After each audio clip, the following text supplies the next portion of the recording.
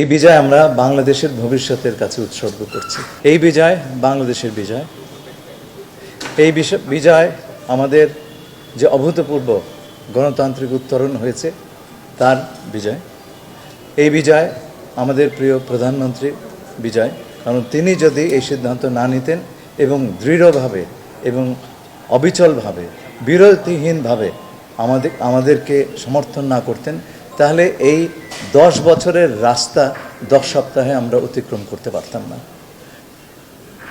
আমাদের পররাষ্ট্র মন্ত্রণালয়ের সকল কর্মকর্তা বিদেশে যারা আছেন বিভিন্ন দূতাবাসে নিরলসভাবে কাজ করেছেন।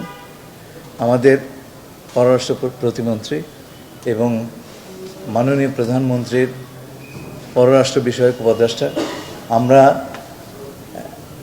যে টিম স্পিরিটে কাজ করেছি এই বিজয়ের পেছনে তার অবদান ছিল বিপুল। এই বিজয় আমরা বাংলাদেশের ভবিষ্যতের কাছে উৎসর্গ করছি। চাকরি ছাড়বো কিনা এটাই তো, না ছুটি নেবো কিনা, ভাই এত ব্যস্ত হয় না, এর প্রেসিডেন্ট আছে। হ্যাঁ, আমাদের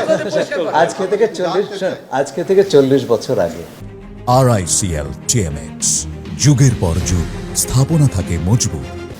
জনাব হুমায়ুন রশিদ চৌধুরী সাহেব আমাদের প্রাক্তন পররাষ্ট্রমন্ত্রী এই জাতিসংঘের সাধারণ পরিষদের সভাপতি নির্বাচিত হয়েছিলেন।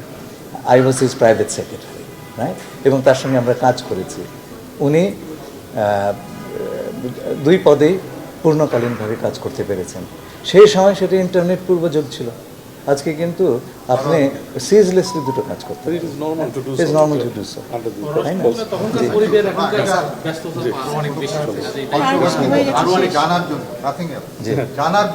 আমরা চাই আপনি 2 পদে থাকেন। জানিয়েছেন এটা আমি আগেও বলে দিয়েছি, ক্লিয়ার করে দিয়েছি।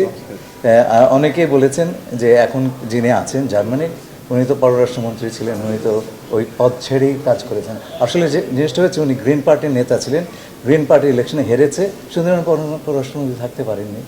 স্যার, রোহিঙ্গা সংকটে যদি একটু বলতেন স্যার, আপনার ভূমিকা।